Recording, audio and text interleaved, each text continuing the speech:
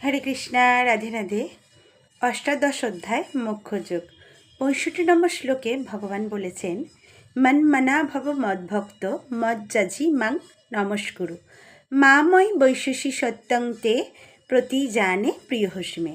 অর্থাৎ তুমি আমাকে চিত্ত অর্পণ করো, আমার ভক্ত হও, আমার পূজা করো এবং আমাকে নমস্কার করো, তাহলে তুমি আমাকে অবশ্যই প্রাপ্ত করবে।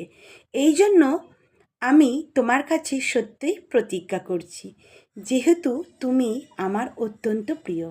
তাহলে দেখুন, এই 4টি কাজ করলেই কিন্তু আমরা ভগবানকে প্রাপ্ত করতে পারবো।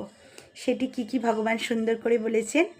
আমাকে চিত্ত অর্পণ করো, অর্থাৎ মন অর্পণ করো, আমার ভক্ত হও, আমাকে পূজা করো আর আমাকে নমস্কার করো।